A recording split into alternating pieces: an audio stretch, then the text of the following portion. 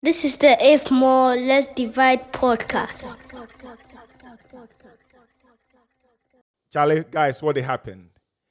Back again, another week, another episode of the If More Let's Divide podcast. Charlie, I've seen, a couple of updated reports in our analytics on our YouTube page, especially. Charlie, you guys, we thank you for following and, we thank you for... Subscribers past 1,500, right? Yeah. Charlie, Nice. slow but sure, We appreciate that. Yeah, but we have always been saying this. The number of people who watch our videos, it doesn't reflect On the subscription. So you guys, you have to subscribe, you have to tell a friend, tell a family to check out our podcast, because by doing that you are enabling us to churn out dope episodes each week. Chai Fred, what happened? A biz, bro, Charlie. Yeah. This is Today's guest is I'm very, very, happy that he's here, because Charlie, tight, busy. I tried a couple of times, tight, busy, but today he's here for us, and we should rather be in the guest seats for him to Yes, be sir. interviewing us, Yes, because sir. he's a pro at that, and I've been following him for so many years, and the podcast is happy to have Kafui Dey. Yes, sir. Yeah, Kafui, Charlie. I mean, I'm so happy that you are here, because I nearly gave up. I'm like, Kafui is so busy, Charlie. Kafui is so busy, and I know that you are so busy. Yeah, Sundays I normally record for my YouTube channel as well. But this Sunday was free.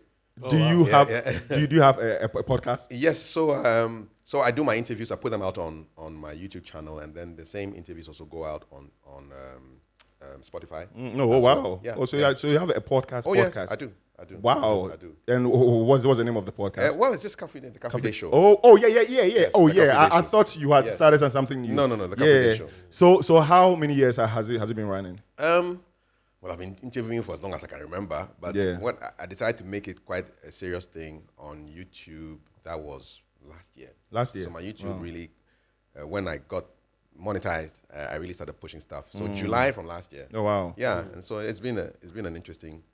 Do you experience. have a team you work with? And Yes. I'm talking about like the post stuff, the editing. Yes. So Oh, wow. so Paul works with me. He also works with me at GTV, and then there's Benedict as well. Oh, wow, Benedict is okay. like the equipment guy, the Oh, okay. camera guy, and Paul does the social media, the editing, and yes. So you don't tight do team. anything sound regarding your podcast. So in terms of what? So I'm asking this because many people don't know this, that you are deep into the sound or audio. Oh, okay. Yeah, Yes. that's why I'm asking, because Yeah, many people know you as Kafui Dey, Yeah. the guy with the mic, but they don't know that behind the scenes, you know how to play music. keys. Yes. You are Music. in tune with the sound. Music. Yeah. Yeah. No, I don't do. I just do the interviews, find the guests, do the interviews, and then Paul and Benedict will take care of it for me. Wow. Shouts to Paul and Benedict. Yes. Yeah, shouts. So many people know you on screen, and one thing that always hits me is, do you wake up every morning energized? Because it's a morning show. You don't have to miss a day. Yeah. Do you wake up energized? How do you find your inspiration? How do you find the vim to wake up at dawn, I guess? Yes. To go on set. Yeah. So I wake up anytime between 4:30 and 5. Yeah, every day. But it just means you have to sleep early the night before. No chilling. No. So by 10, you should be thinking of sleeping. If you sleep at 12, you will suffer because you have your 5 hours and then you get a headache and. So I try and sleep early, wake up at 5, and the motivation is just to do a really good job. So I always want to do a good job because, like in most things, you are basically judged on your latest work. Yeah, You can't ask somebody. What was your best work? And you're talking about 10 years ago or 5 years ago. No. I like to think that my best work was the one I just did. And so I'm about to do something even better. So the idea is to just do your very best and keep improving. Yeah. You are your competition. Yeah, so, yeah, okay, yeah. can I? So I listen to all my interviews when I finish. Oh, wow. Yes. I listen to Crazy. them again. I never Yeah, do. Yeah. No, you should. Wow. Yeah. So I listen and there's only 2 questions. what did I like about this interview, and what would I do differently next time to improve it? You know, so those two questions. So I listen. So the Shatawale interview, I listened again. Yeah. Many times. That was Samini, whoever I interview, I will listen to the interview again. Just grade myself. Yeah, and make sure that you're improving. Yeah. Have you ever listened to an interview where you cursed yourself? Yeah. That, damn, I should have asked this question. punched a hole here. I should have asked this question. I never asked Shatawale where how he became Shatawale. Never asked him that question. Oh. I don't know. I know the bandana story. Yeah. I know the Beyonce feature story. Yeah. But the most obvious question, and most of the times, the really good questions are the obvious ones. The obvious ones. Like the man is sitting in front of me and he has tattoos all over his body. Yeah. And so I asked him, so let's do a tattoo tour, man. What does this tattoo mean? What's the history? And then he went, there was like 12 of them. Yeah. You know, that I could see. You know. So sometimes you finish an interview and you think, damn, I should have asked this question. Yeah. So, but you can only feel like that if you have reviewed what you have done. Yeah. Yes. Yeah. Right. Chief, Yeah, man. nice to meet you. Charlie, one love. I'm still being introduced to your personality and your work you've done, but seems like you've been doing a hell of a job Thank you. in the field that you're in. So us upcoming interviewers have a lot to look up to, and I'm glad that you spoke on wanting to be better every day. Yes. Because I think in our culture that is not emphasized enough in terms of competency. Yeah. But my question to begin with, shout out on the Batakari, by the way. Charlie, It looks very dope, yes, expensive. yeah, I like my Fugu game. Yeah. And it's also inspired by ECG. Okay. Yeah, you know when the lights go off, Fugu doesn't go Just off. throw it on. You don't need to iron it. A Fugu can be crumpled and then you just take that and you wear. You know, it's great.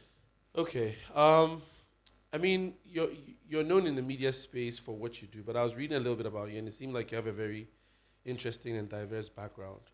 Being born in Burkina Faso, living in Cote d'Ivoire, Yes. and then moving around to England, and then coming back to Ghana to work. How do you think that informs your worldview, your perspective that you bring to your work?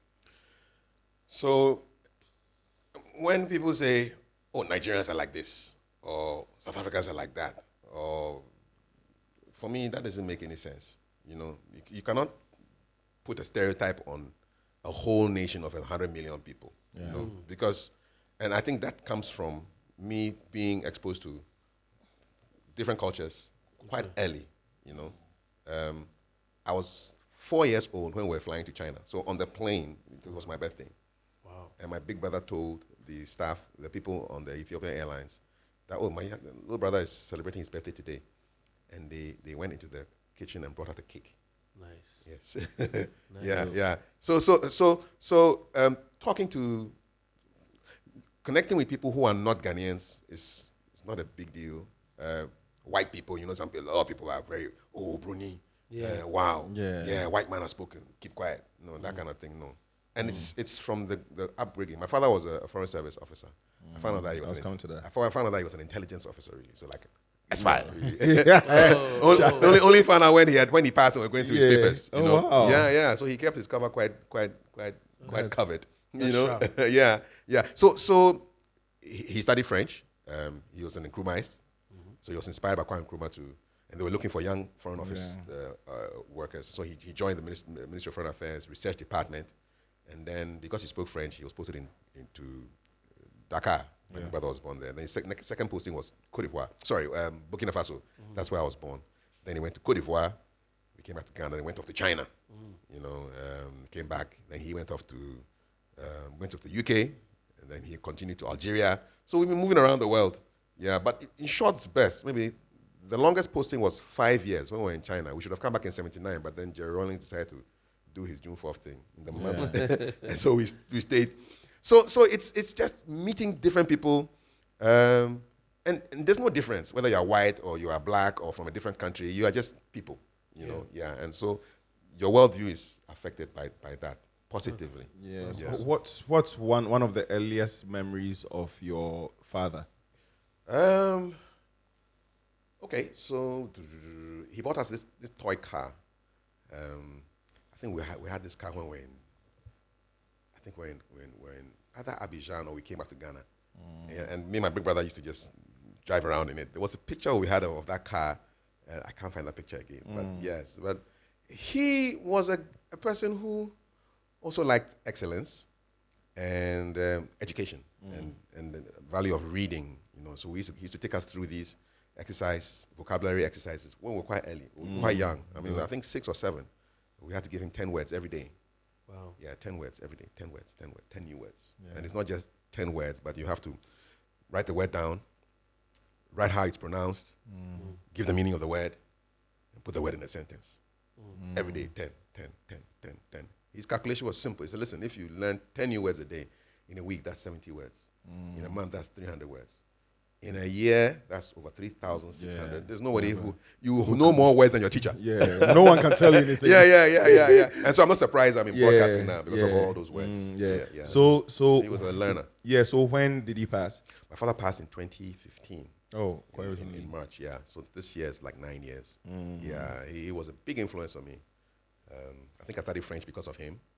And just dealing with people. He was a very people-oriented guy. I remember once, one of my friends, a Rasta, came to the house, and my father was in the hall, like where I'm sitting now. And so Wadada knocks on the door, and my father says, yes. And my father is built like a boxer. He was like 6'3". Oh, wow. Yeah, he was bare-chested in his shorts, in his hall, And then Wadada is like hesitant. He tells me the story later that he didn't want to enter. And my father says, oh, come in. And he sits down.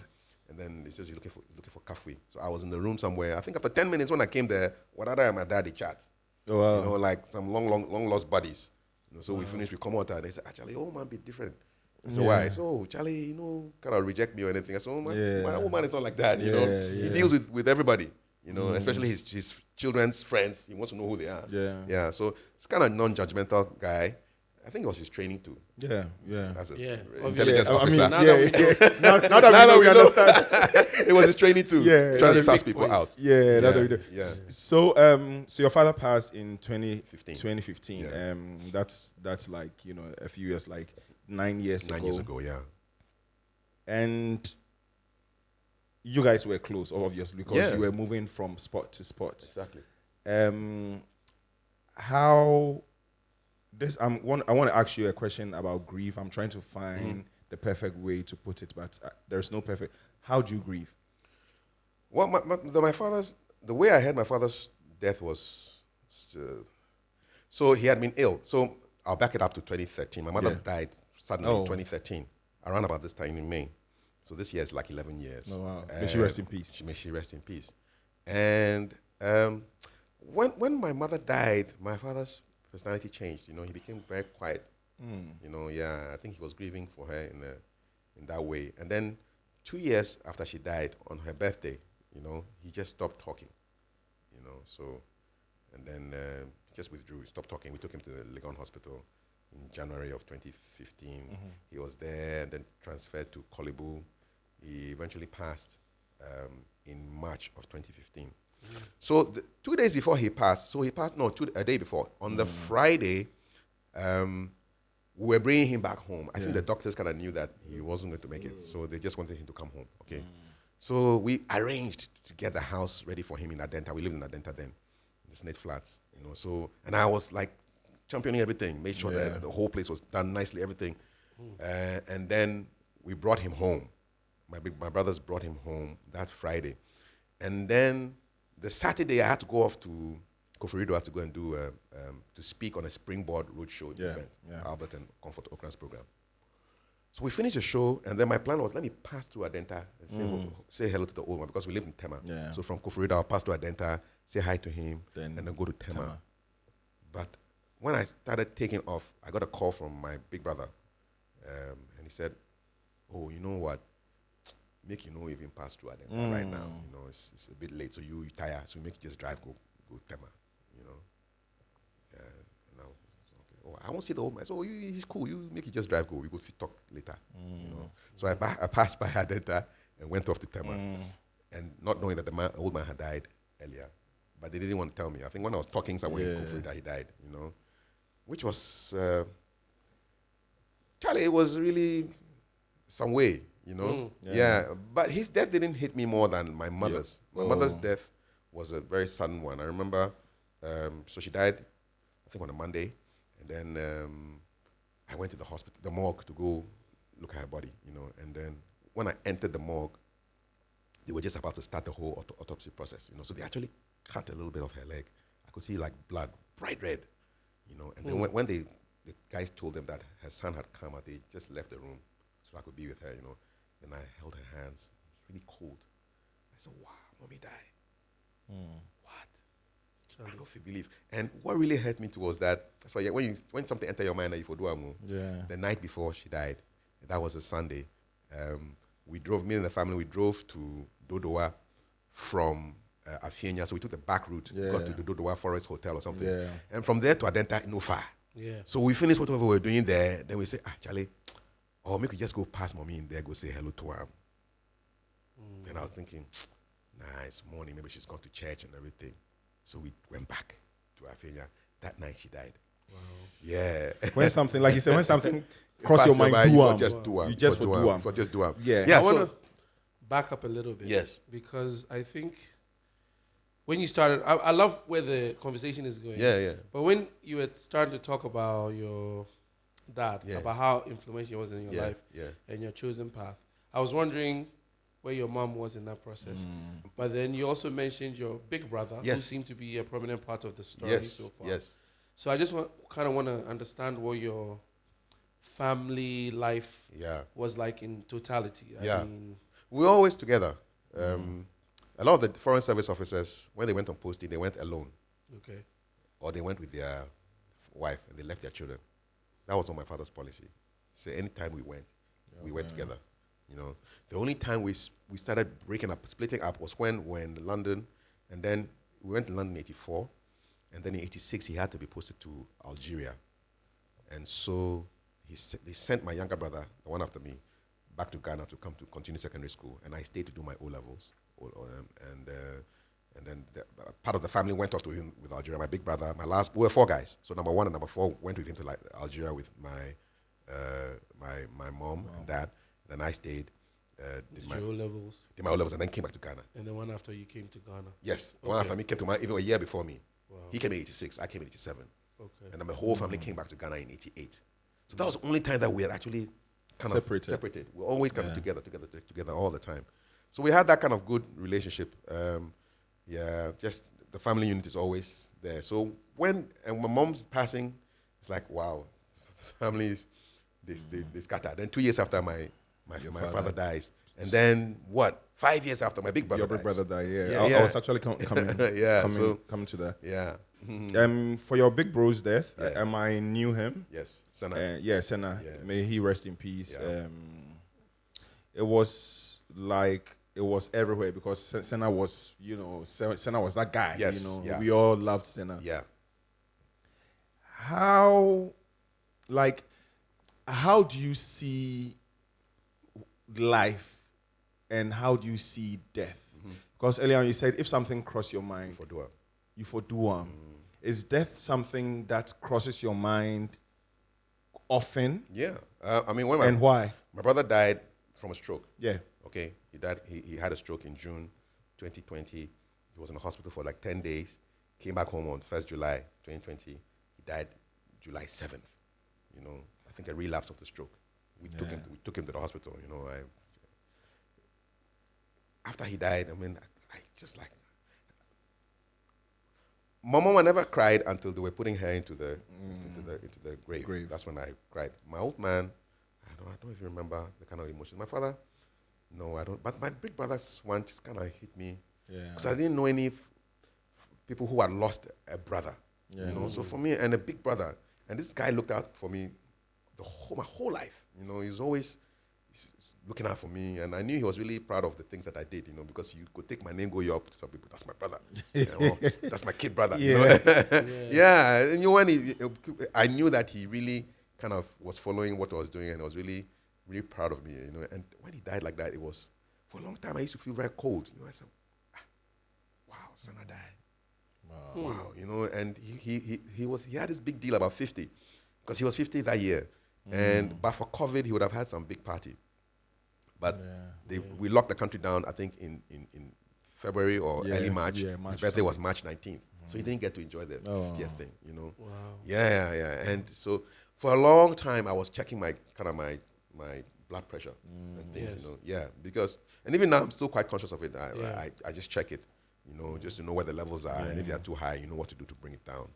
Be more conscious of your health. Yeah. And somebody did something that really pissed me off. Still pisses me off right now. When he was in hospital, they came and visited him, and then she did a video of my brother on the blind side of the.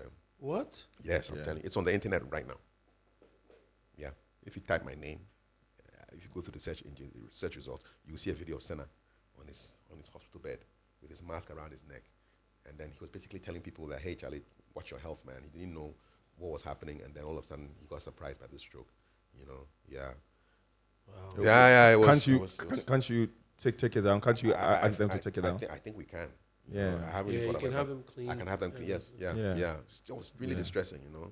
Yeah. Crazy. Yeah. Good. I mean, since we're on the subject, Mm-hmm. it's something that is a theme that's occurred on the podcast quite a bit, as being conscious about our health as, Yeah. you know, black men, Yes. Ghanaian Yeah. men.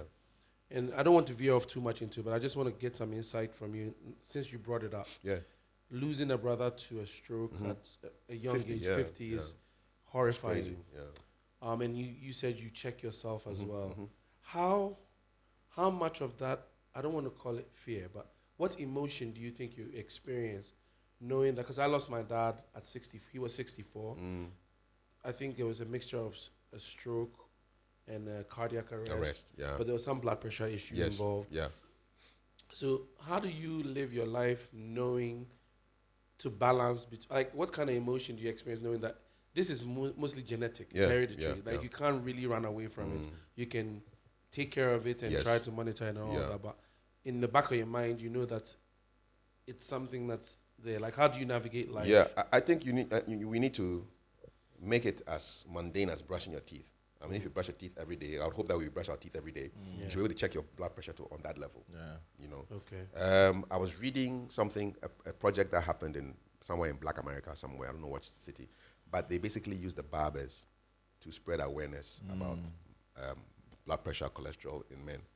You know, because the idea is that the barber shop is one of the few places where guys just relax And talk. you know, and really you can chat. You have chats with other guys you don't even know, but Yeah. it's a male environment, and people are talking football or women or music or sports, and then they were empowering barbers to just ask the client as they give them in fade or whatever, when the last time you check your blood pressure, or they even put a blood pressure machine in the barber shop, and then people will check their pressure. So as you wait for the hair, this thing, you are checking your pressure. It becomes so that at least you know every week, if depending on how frequently you cut your hair. If you be Rasta, that'd be another issue because you know they cut hair. But Rastafari. Yeah, but you should be able to check your blood pressure anytime you come to the barber shop. Yeah. So that it becomes a regular thing. Yeah. Getting a fade, do your blood pressure. Yeah, but it's important because too many young people are dying. People are dying at very. Listen, there's a Ghanaian musician who I interviewed on GTV, and he said when he was in Australia, he lived in Australia for over a decade. He could count the number of funerals. Yeah. He could count the number of funerals. But he comes to Ghana and almost every week, Charlie, something's happening. Yeah. If I go somewhere, if I go mourn, if I go do 1 week, you know, it's some way. Yeah. So we need to kind of check ourselves and then try and minimize some of it. Well, we all go die, but If it's preventable, then you can. Who wants to be rich? You're the very, very Make first us sip episode. Ask you the question. Yeah. The very, very first episode. Most of us, knew of you or realized who you were on that show. How was the very, very first episode like? So, Who Wants to Be Rich was just like out of total ignorance. Me, because I was a radio guy and I thought TV is just radio with pictures. That was how I entered. I saw an ad in the paper and I applied. They said, "Look, you want to be a game show host for an international show?" I said, "Yeah, why not? Sounds like me." So I applied, went through the audition process. We were 40, and they narrowed it down to like 2. Oh, wow. Over 3 different auditions over a year. Hey. Yeah. It would be like, so first day we reached there, 40 people did there. Wow. Presenters that I knew, TV, radio. Did you? Okay, I was gonna. Yeah. Did you know any? Yeah, I knew them plenty, Yeah. plenty. So as I sit there, I'd done my research, so I knew what they were looking for in terms of what the look of the host would be. So, monochrome, the colors. If you're wearing, like, say, a blue suit, you're going to have a blue shirt, a blue tie, it's monochrome. If you are wearing, say, gray, it's shades of gray, So I had my monochrome look cool where I did it. And as I sit On down. point. Charlie, I eliminate the competition from my head inside. Because if I see somebody who is dressed in a suit without a tie, I say, no, Charlie, you don't go yeah. It's only no, you're not going. they can't eliminate, but you also be the judge. Yeah. So that was the game I was playing, Yeah. And it happened. We were only 3 after the first round. Wow. And the second round, we were 2. And then they went quiet for like a year. And then after a year, we were called to Nigeria to go and do the pilot. The producers were from Nigeria. Wow. So we go to the pilot and everything. And then I went through. Nice. And the first episode, I think, was in October of 2019. Yeah, that show was in 2009. I was going to say in 2019. 2009. That show was, it has a high recall. Yeah. People still ask me about that show today. Yesterday, somebody was asking when the show Well was produced. It was very well produced, very dramatic. Yeah. And I really enjoyed it. It kind of opened me up to a lot of people. It's like people was, where's this guy from? Where are you from? Who is he? But I had a radio background from a pirate station on University of Ghana. Yeah, maybe 90 from 92. So that was like years back, and then I was on Capital Radio in Kumasi, Choice FM in Accra, So I had all this primarily radio experience. And then when TV3 came, I went for the audition. I bombed. Shout out to TV3. the irony now is that we share a wall. They are my neighbors now because I had GTV and TV3 share a wall. Yeah, so I bombed that one. But then we had, in between the time we did the last audition and then they were looking for one of the 2 of us to go through, there was a little show called In the House, which was produced by Nana Fredua Oforiata. He's now with the National Theatre. Him, Essie Ahin, and a guy called Gold. It was basically, you go to Parliament, you speak to MPs and about the business of the week, and then on Sundays around 9, we packaged it and then played it back. Yeah. So that was my little TV experience. That was all. Dope. Yeah. How do you take rejections? Because you said you also went to an audition at TV3 and then you got, rejected. So how do you take rejections? Don't tell people too much of your plans. When I was going to do the audition, it was only my family who knew, man. I don't tell the whole world. So if the thing no fight, no beer, if they pick I'm not a fan of blasting what you're about to do. It's better for you to do the stuff than to talk about what you're going to do. That's the influence from my father. My father said, listen, when I ask you to do something, either you have done it or you haven't done it. There are only 2 responses he wants to hear. Yes, I've done it. No, I haven't done it. Not, I was going to do it. Or Sana said I should do it, but then, or I was thinking about, no. So either you do it or you don't. And so once I didn't get, if it's not definitive, I don't talk about it.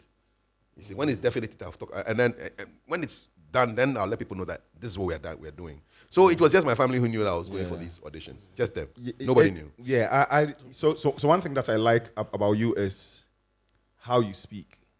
And I can give you so many examples during this interview, whether you do it or you don't. You put expressions on words when need be. Where did you get that?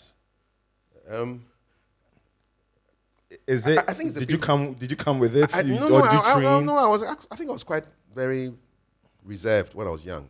Secondary school, I didn't like talking to people. Very self-conscious, But I think it's a work, and so I'm basically a performer. I play keyboard, and I've been in a band. I was in a band when I was 19. Yeah. Local Crisis, the band from which Rocky Dawuni came out of on campus. I was on that band. I was in that band. I was playing keyboard. And you're not just playing keyboard, you're singing as well. Yeah. So expression. In primary school, I acted a play. It was called, is it Sons and Daughters? I was Lawyer Bonu. Google Lawyer Bonu. Very, very lecherous lawyer. Who was having some illicit amorous relationship with some girl. So I was a lawyer in that thing. So go learn your lines, come and deliver them. And literature, I like literature. Oh, nice. I like movies. Yeah, like thrillers. Presume Innocent, great movie. Look for it. Presume Innocent. Yeah, like you can't work out what the end is going to be. I like those. Yeah. So I think just performing, I performed. So I brought that, and then the people who I looked up to when I was learning the craft. There's a guy called Dr. Fox. Dr. Fox was a radio presenter on a British show. So when we were in Capital, we used to receive CDs. You know what CDs are, right? Yeah. Oh, yeah. You know, we are not Gen Zs. So they used to bring these CDs over. It was the UK top 30, all right? Yeah. And then it was basically a countdown show. Oh, yeah. I know that show. Countdown show. Yeah. So when they finished, they Yeah. put the CDs in the library, and then me and a friend of mine, You grab it. Kosi and Asise, would go and listen to Dr. Fox. So how did he start the show? How did he end the show? How did he fade the music? How did he talk to the viewers? You know, how to get people to listen to what you are saying. Because radio is like a blind medium. It's just the power of the voice. People have to just work out what's happening just by what you're saying. So you have to be descriptive, but you also have to be very simple. You have to speak. If you know 1,000 words, don't use all of them. Use the most simple words, you know. So it's just communication. If I don't do it, it's emphasis. So that people can say that you really don't, but I don't do it. No. It doesn't work like I don't do it. Yeah. Or yes. Oh, yes, no. So bring some life. I tell presenters who want to do well, I say, listen, just be yourself and add a little bit of energy. You're having a conversation with Fred and Mutomo, and if it's on radio, just step it up a little bit, small energy, but still keep the natural vibe. Yeah. I go some places and then I walk into the place and then I'm quiet, nobody knows what's happening. Then the moment I open my mouth, they say, I know you. You are the guy on TV. The weirdest one was Akropong School for the blind. Wow. So I go there. They invite me to come and speak to the kids. And the moment I open my mouth and start talking, they say, we know you. We watch you on TV every Sunday. These are blind kids. Yeah, they watch through their ears. Wow. Yeah. Yeah, they watch through their ears. You know, watch through their ears. So the voice is powerful. If you use it well, you can go far. Yeah. I'm always a stickler for asking some of the mundane questions. Those are the best questions. Yeah. Because I'm always also trying to connect with young people to find out the know-how of doing things. So what I found interesting about what you said about your auditioning for Who Wants to Be Rich? Who Wants to Be Rich was you did research. Yes. And as I'm not very familiar with the system here, I'm trying to understand a young person listening to you. How did you do that research? Okay. Where were you getting the information from? Okay, so it's a TV show. So they told me, when I read the ad in the paper, they said it's an international TV show. So I figured that, okay, I did my snooping around and saw this Who Wants to Be a Millionaire, and President Kufo took away 4 zeros from our money around that time. Yeah. Otherwise, the show in Ghana would have been called Who Wants to Be a Millionaire. But from all of a sudden, we woke up one day, we're no longer millionaires in Ghana. Because one CD was 10,000 back then, and then they took off 4 zeros, and all of a sudden, one CD became $1. You know, and so the show became Who Wants to Be Rich instead of Who Wants to Be a Millionaire. But in real terms, that top prize of 50,000 CDs would have been about 50 million or 500 million. So I found out the show was called Who Wants to Be a Millionaire. So I went to YouTube. It's a game show. So definitely I'm going to see episodes. And it's a show that is not just, it's around the world. At that time, because of Slumdog Millionaire, the movie, a lot of people jumped onto this franchise. Okay. And so you have episodes shot basically around the world. So I watched the US shows, I watched the UK ones where it came from. Oh, so this is a part of this was one franchise? Yes. Okay. It's the same, it's connected. Yeah. Oh, wow. If you see Who Wants to Be a Millionaire, you see the set is the same. So it started out in the UK. Okay. And then they went off to America. It's in French.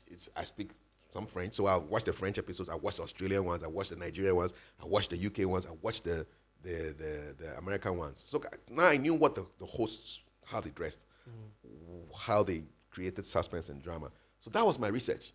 Okay. Yes, that was my research. You do that research.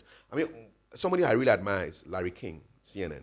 May he rest in peace. He did like 60,000 interviews in 60 years on radio and on television. So he's the guy I really look up to. And he didn't do any research. He said it.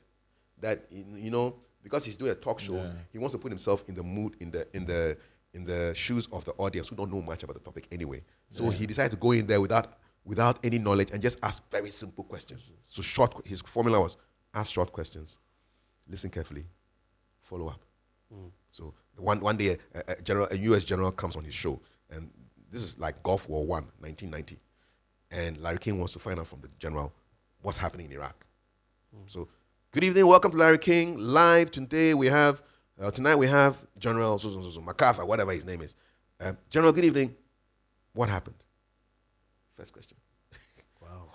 Then the general talk, okay, we deployed these troops here, we did this, we bombed, blah, blah, blah, blah, blah, blah. And Larry's there, and then next question. And? And the general talks, the third question, he doesn't even open his mouth, he just raises his eyebrows. Yeah. Continue. And the guy talks. And Larry's just listening carefully, and then he's following up. So I learned all those things from the people who I look up to. And so that's all, it's research. So I've adopted that into what I do and made it my own. So listen, you can't get away without doing research. I mean, not everybody's Larry King. And Larry King had a way of getting questions out of you or answers out of you, but you have to do your research. If you don't do your research, you'll be found out. Yes. Big time. Yes. Big time. Yeah. So one thing that I'm jealous of, in quote unquote, about you is how exposed you were at a very, very young age. Yeah. You lived everywhere, places that we dreamt of. You were there. You were living it. Do you have kids? I have kids. What kind of training are you giving them? So, for some reason, all of them had complaints about handwriting. But I think it's a kind of a Gen Z thing now. People don't write as much as they type. Yeah. That's actually true. So your son we don't like his handwriting, blah, blah, blah, blah. He needs to change his handwriting. So I decided, they said, go and get my first copybook. I go and look at my first copybook. Boring. Yeah. So I went, because I'm also a Pan-Africanist and an Nkrumah proud one. So I went and got 3 books. One on Kweji Agri, if you educate a man, individual, a woman, a nation. Another one on Kwame Nkrumah, and the third guy, and Mandela. So I gave Mandela to my eldest son. How old is he? When I gave him that book, that was the year that Mandela died. Mandela died, I think, in in the teens, early teens of the 20s. So what I said was, every day, just copy out a page from the book. All right? Write down what is there. My reasoning is that, okay, it's not just about handwriting. While you're learning how to write well, you're also imbibing some knowledge about some important people. You will not imagine my shock when we are watching the news. Mandela has died. I'm sitting there with my son. We're watching the news. Somebody comes up on the screen, and my son says, I know that guy. What do you mean you know that guy? He said, I know that guy. He says, Ahmed Kathrada. Where do you know him from? He said, well, he was a prison fellow, because in the struggle with Nelson Mandela. He said, where did you find that information? He said, from the book that you gave me to do my, So I was shocked, So I said, okay, it's working. That's what I wanted anyway. I wanted it to imbibe the knowledge and then also improve your handwriting. So I did that. I did the vocabulary thing with them for a time, what my father taught us to do. Yes. And then I just basically, one day they came home and said, they were somebody was proud of the fact that he was second in class or was first in class. And I said, okay, well, that's great. But I'm more interested in progress. So what did you do? What was your grade last term? So 70. So what did you get now? So 71. Okay, so that's progress. And that's how I want you to think about things. I don't want you to compare yourself to anybody. Compare yourself with your own progress. Yeah. So try and find out. So you are tracking yourself and not tracking yourself in relation to other people. Yeah. Because if you track yourself in relation to other people and you see that you're on top, you may end up feeling proud. If you are below the person on top, then you may now feel inferior. But if you're tracking your own progress, if this term you got 60 and next term you got 59, it means you have to work harder. And then so that's how I kind of guide them. Wow. Yeah. How many kids do you have? I have 3 sons. Three. Charlie. All boys, yeah? All boys, man. There's a tradition in my family, I had 3 brothers. Now I have 3 sons. Oh, wow. We packed a name for a girl. The girl never came. So my wife gave the name to the clinic. So I think okay. Her clinic is a girl. Oh, so you have a clinic too? This is my wife's. Yes, she's the doctor. Oh, okay. Yes, wow. Yes, wow. Yeah. So three sons. 19, sons. 17, 14. Oh, wow. Yeah. Oh, Fred. I'm thinking about your career in the media space, and you seem to have covered quite a bit. You've done radio, you've done the TV thing, and then I came across a term I didn't even know existed, executive MC. Yes. And they basically say that you're a pioneer of that. You basically introduce that into the industry or the space that we're in. I'm trying to understand what the motivation was, what led you to that path, like, oh, this is something that I want to do and then write a book on. Okay, so I started working in 90, my service ended in 94, so 95 January I started working. And I did like 17 years in the corporate, pre-media. I was a sales guy in shipping, in logistics, really background, regular stuff. But I couldn't see myself, chasing after importers of used clothing for the rest of my life. Not that I diss the job that people do there, but it's just something that I didn't think I'll be motivated to be chasing after importers and exporters. I mean, it was exciting. My job took me to Takrady. I was trained in Takrady for 6 months, and then came back to Tema for another 6 months.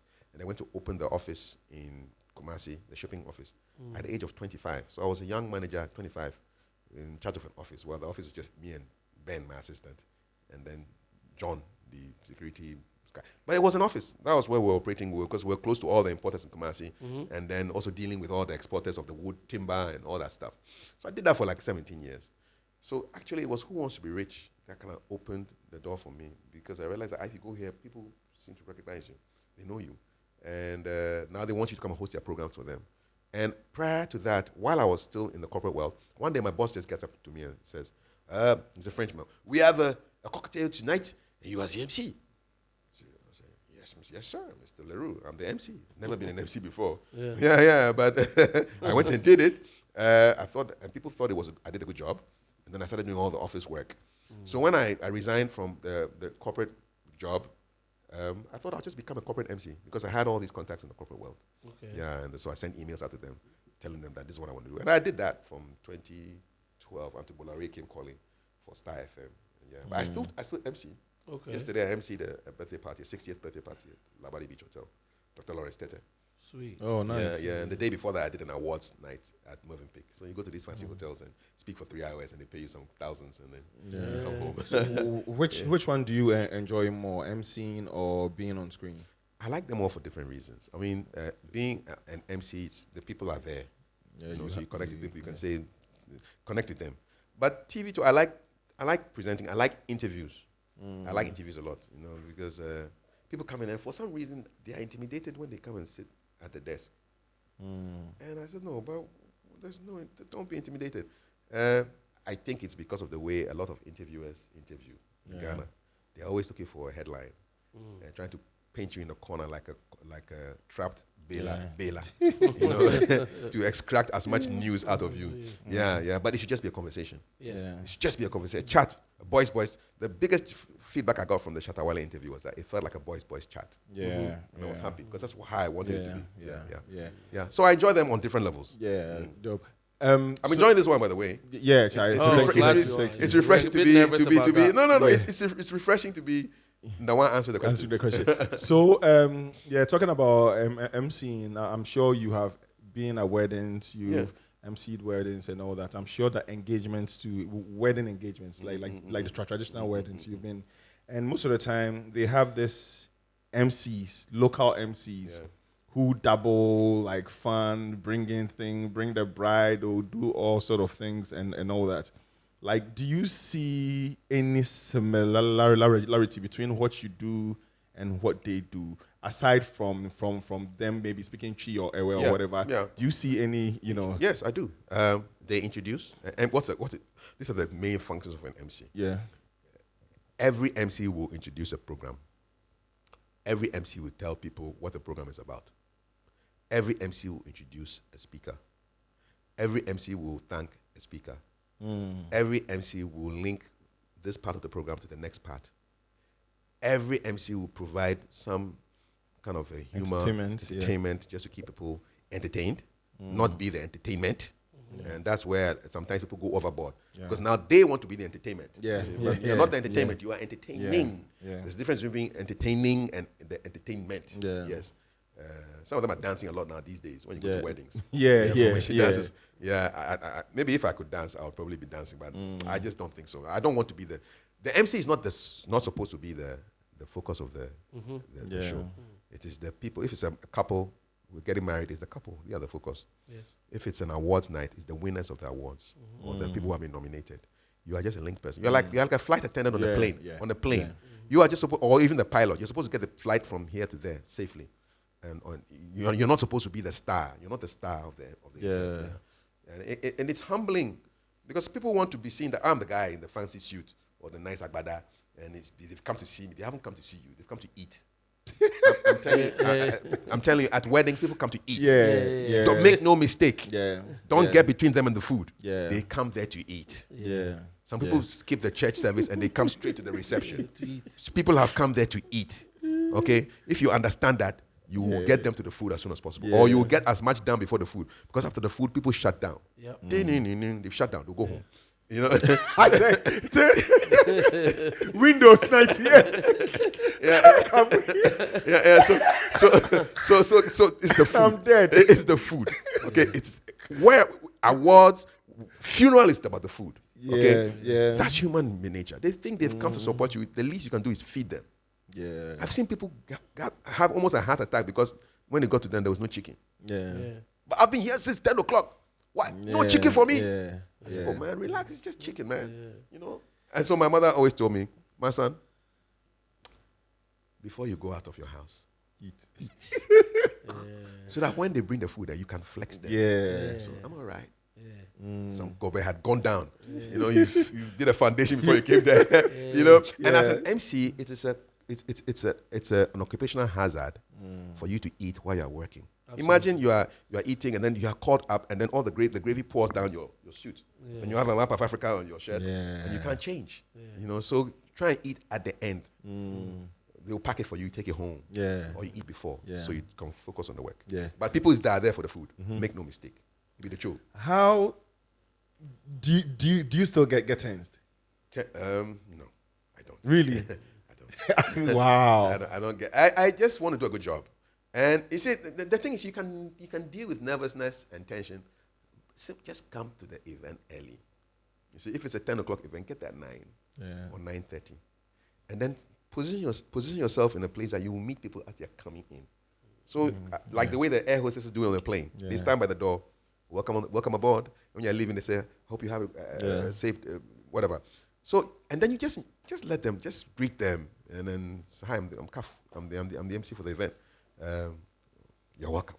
You know? So people are you are familiar with some faces before you get on the stage. And you must know what you're going to say when you start. You know, I don't get nervous again. You know, I just want to do a good job and represent the client, because if you're an MC, you're actually representing the client. The highest compliment for an MC is that they finish and they ask you, "How long have you been in the banking industry?" And then you smile and say, "No, I'm not a banker." But you sound knowledgeable. Means you represented the brand well. Wow. Even you wear their colors, you know. So I did a World Vision event last week, and their colors are gray. Wow, you're raking them in the money. Yes, we have to. Big family. Wow. So that's my job. Yeah. And the TV job is just extra, but that is my real job. That's what keeps the bills getting paid. So I wore their colors. It's gray and white and orange. So okay, gray suit, white shirt, orange tie. Boom. And I come there represent them. If it's an upside event, red and white. I can't wear a red suit, so maybe I'll wear a black suit and then maybe a red tie or red. Just represent the brand visually and then from what you say. You know? So don't diss the brand. Make people feel happy and comfortable. So it's a kind of PR, human relationships thing, And I got all that training from my parents. My parents are like that, you know, always dealing with different audiences. You know, so I think subconsciously imbibed all that stuff. And all my brothers are all kind of people. You know, the musician, Victor is a musician. Victor's my guy. So they're all, it's something that we kind of, it's natural to us. And I see it in my kids too, so I'm quite happy. It's good that you just mentioned your parents again. We know a little bit about your father, but we don't know enough about your mother. Yes. Who was your mother? My mother was she wanted to be a nurse, really, when she was young. And I think my father found her you see where the Supreme Court, the opposite the customs headquarters in Accra, there's a court complex. There used to be a press there. Victoria Bob Press. My mother was working there. My father nearly didn't marry this woman. In fact, he was not going to marry this woman. He was going to marry a woman from somewhere, I think, Western region. And The day before he was supposed to travel to the Western region, he went out to town with his cousin. They had a beetle, I think, by that day, that time. This is Boys. Yeah, you know. So coming from Circle towards Dankwa Circle, my father fell asleep at the wheel. And his cousin also fell asleep at the wheel. So they're driving, they're asleep. And then just when they're about to hit Dankwa Circle, the cousin opens his eyes and sees the circle approaching him at rapid speed. He said, F4, run about. F4. And my father wakes. I said, oh, runabout. Miaku, we're dead. Boom, they hit the runabout. And then the car goes off to the other side of the road. They are shaken. Minor injuries. But bottom line, he couldn't make it for the traditional marriage the next day in the Western region. There was no phones. There was no WhatsApp, nothing. So the woman didn't know what the hell was going on. So after a week after, my father managed to get in touch with the lady and says, this is what happened. She says, no, you played me. My family was there waiting for you. You didn't turn up. So she's calling everything off. So my father said, well, the woman doesn't love you. She doesn't want to marry you. What can you do? Wow. Yeah. So he comes back to Accra. He says one day they're driving. He's driving around, somewhere around the National Theatre. National Theatre area. And then he passes by an elderly lady and a young woman. And they wanted a lift, but he passed by. Then something made him just go back and just see where they're going. So he reverses, and then they enter the car. My grand aunt sits in the front, and the lady who was going, my mother was at the back. So my father kept looking at her through the mirror, and then he finds out her name and everything. Then he says, who is her father in the car?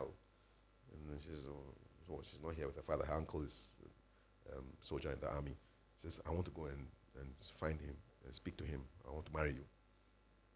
Charlie, those days, the guys were wild. So that uncle is General Anyidoho, the Ghanaian general who was in Rwanda. Yes. So that was my mother's uncle that my father went in and asked for her hand. And that's how come I'm here. So, but for that accident, I will not be here, my brother. I'm not going to pay for here. Yeah. Wow. Yeah, it's a crazy story, but man. I'm wondering what gave our fathers so much vim back then. Yeah, they were because confident. they were not dabbling. No. Now you see a girl or guy and you have to lie and do, flex. I think it's confidence because back then you finished school, you finished University of Ghana at the age of 26, and then he went to Gimpa. When he finished Gimpa, he had a car waiting for him, a brand new car. You had a job. You were settled already. Before you were 30, you were settled. Yeah. So you could take decisions. Yep. The future was certain. Yeah, it was certain. You could take care of a family. Yeah. You were ready. You could leave your home. You could leave home and then marry a woman. Yeah. Yes. And so my mother was going to be a nurse.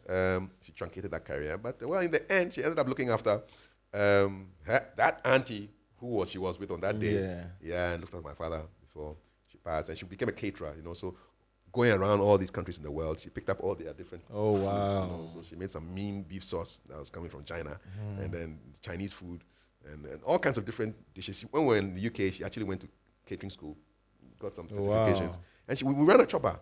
When we were in Teshinungwa, she wanted to call it Oli, she's Olivia, she wanted to call it Oli's kitchen restaurant. My father said, call it a chop bar. Yes. Call it a chop bar, and everybody will flock to you. Yeah. When you say restaurant, they'll start thinking too high. Yeah. So we just converted our garage in this Teshinungwa estate buildings. The first one behind the Third Junction police station, right behind it. That's where we lived. As early as 5 o'clock, hot akple with some delicious okra soup and some crabs and things, man. Yeah. When we left that place, the grown men were weeping because their food had gone, man. Yeah. So she was a caterer. Yeah. How tight are you with your roots? When I say you roots, I know you are an Ewe. Are you entrenched and are you close to your roots? Yeah. And I'm asking that because you weren't in Ghana, you were. Well, my name is Kafui. The only time people didn't know me as Kafui was when I was in London, and I was called Robert. Robert Day. Oh, wow. Yeah, you would never expect a black guy to appear when you say Mr. Robert Day. In fact, there was an interesting story. My father was a dentist in the UK, and he was waiting to have something done on his tooth, and the lady before him was Mrs. White, No, Mrs. Knight. And then she goes up, and right after Mrs. Knight, no, Mr. Day, you're next. Then all the people with the painful teeth all started laughing because how do you go from night to day? It's just crazy. So that was my identity then. But I mean, I came back to Ghana and I just put the Robert aside. Nobody knows me as Robert. If you know me as Robert, then maybe from that time. This is Kafui.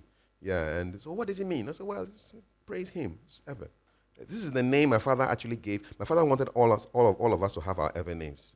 But my mother said, give them Christian names. And my father said, but Kafui is a Christian name. Kafui means praise him, praise God. Sena means God has given. Senyo means God is good. Elon means God loves me. He loves me.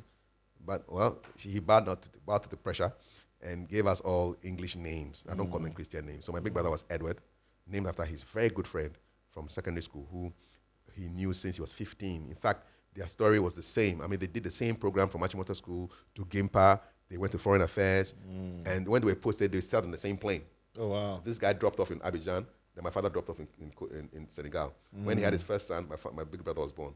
His second child, I was born. Like that, you know. So he was my father, an Achim guy, Mr. Edward Ansah Bwaji. So my big brother was called Edward. I was named after one of his cousins, Robert. And then he named my next brother, Charles, after his father. And then named my last brother, Victor, after him. You know. But we spoke both Ewe and English at home. In fact, we spoke both varieties of Ewe at home because my father is from the southern side, so the Anglo guys, Anglo side. My mother is from the Ho side. So there are differences in there, but we spoke both. When my mother spoke both, so when my father's people came, she spoke my father's variety to them. When her people came, she spoke hers to them, and I will pick both of them up just by osmosis and everything. Yeah. So have you named your kids after any of your friends or family? No. So my eldest son is called Kelly. Kelly means day has broken. Is it Kekeli? Yeah, it's Kekeli. Kekeli is Kelly is short for Kekeli. And you have Aram. He has blessed me. They don't have any English names. Yeah, no, they don't have. Okay. And then Setri means God is powerful. Yeah, all the Ewe names are unisex. You know that, right? Yeah. So you can have a girl called Kafui. Yeah. I try to go to the village. These days I've not been going too often. When my mother was alive, she was really good at that because she used to take me there to my father's side, to my mother's side. So I got to know the family tree and everything. And I think I'm going to start farming soon. So I'll be going more. Where is Edward now? You know? Edward is my brother. Yeah, the one my father was. my brother was named after. the original Edward. He passed early. He passed. 1987. Oh wow. Oh, yeah, okay. 87. Yeah, but my grandpa died in 1981. All the people that were named after have all gone on. Good people. Yeah, good people. Right. There's so many things going on through my mind. Just trying to keep up with which one is relevant for the conversation we're having so far. You're a cultured man. You seem to be very tied to your roots, even though you have the diaspora and exposure. You don't come off to me as somebody who is eager to lead with that persona.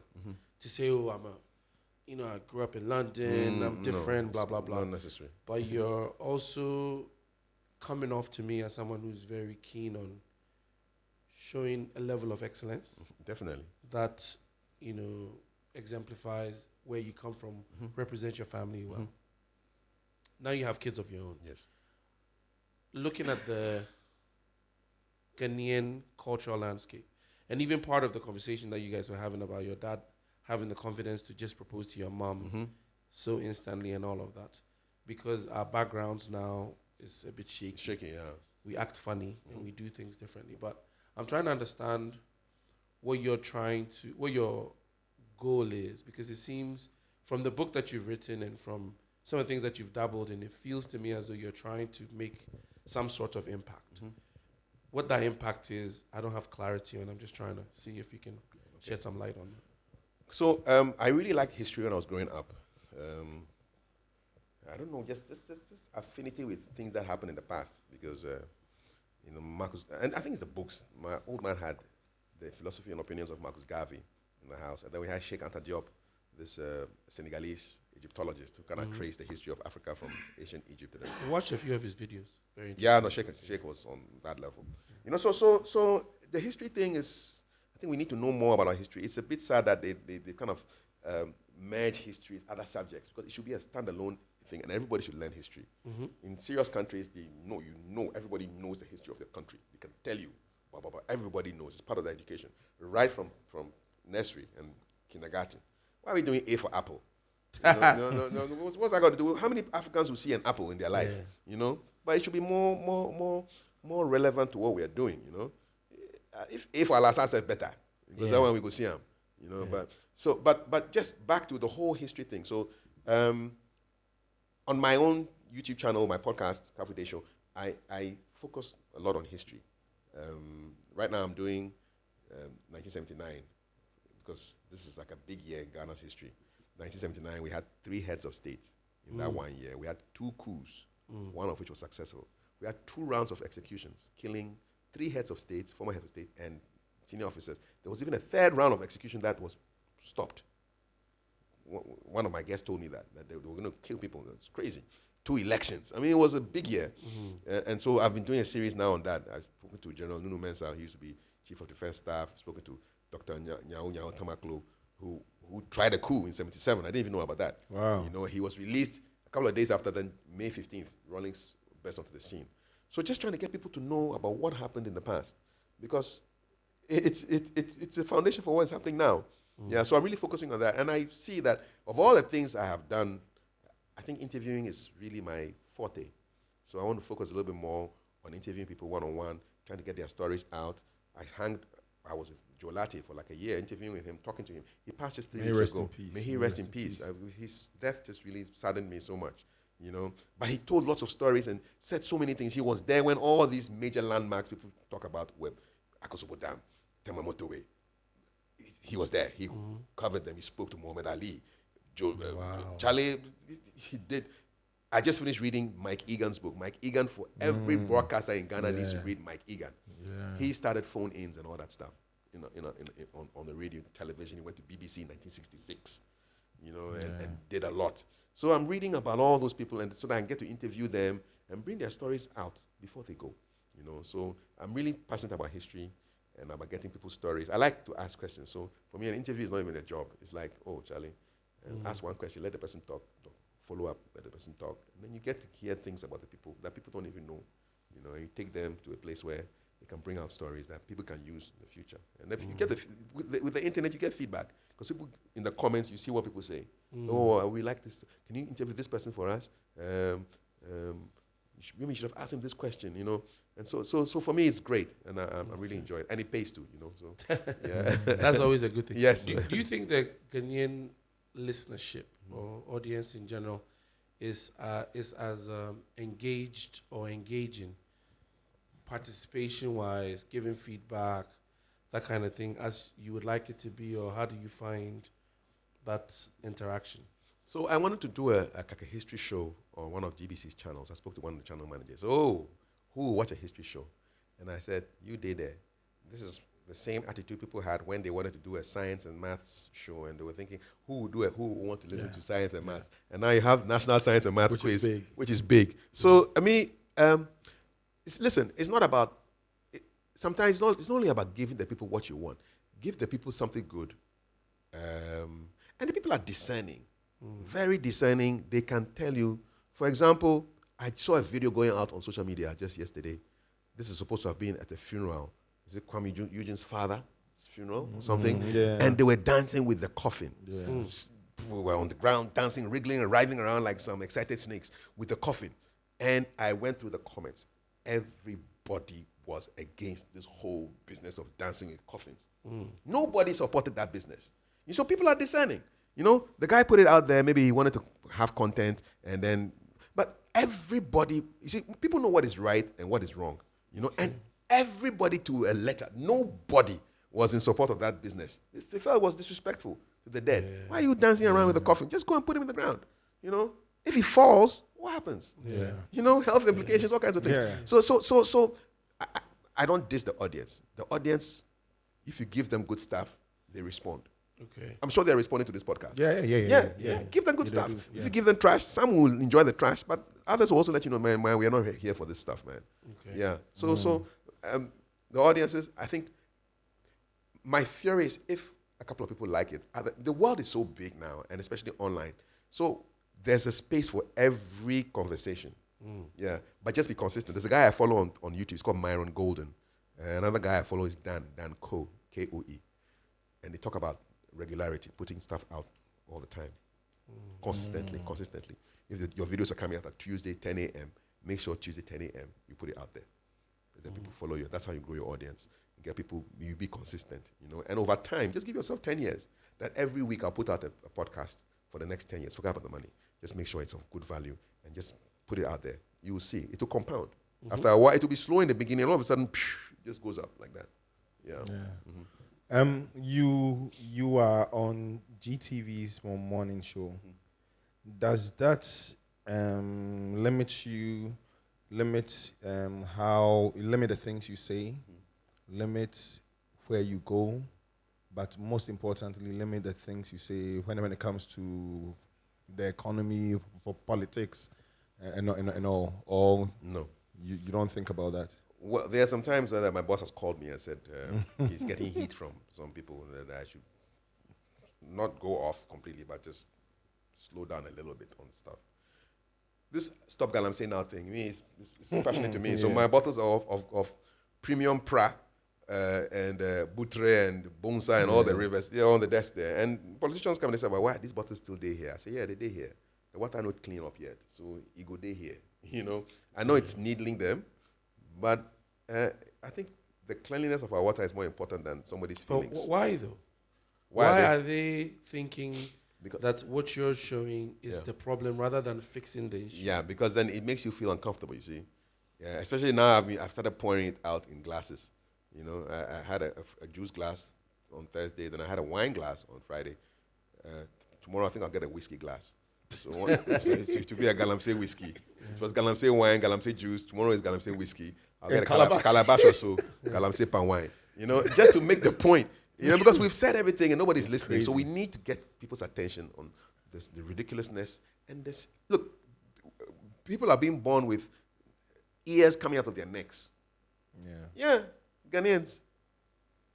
Cyclops, a cyclops, one eye. Yeah. A baby is born with one eye because of the arsenic and the mercury and the heavy metals. Are you serious? For real, this research. I can show you, give you links. People are being born deformed. And then you have people jumping into the water and swimming. Yeah, people are drinking, they're cooking with that water. Yeah, it's a serious deal. It's a big and the GTV platform is a huge platform. There are places where the private companies, radio stations will not go because there's no market there. Yeah. But GTV goes pretty much around the whole country. So I know that when we speak there, and we know because the guests, when they come there, they say anytime they sit on our show and they leave the show, their phones don't stop ringing. So people are watching. So I think, for me, I didn't go to GTV to make money. Yeah. For me, it was just an opportunity of a national platform. I just wish my parents were around because my mother would have been yobbing to her or everybody who could hear. That's my son over there, Yeah, it's a big platform, so we can use it for good. It's a big platform. And then when the people come there they behave themselves.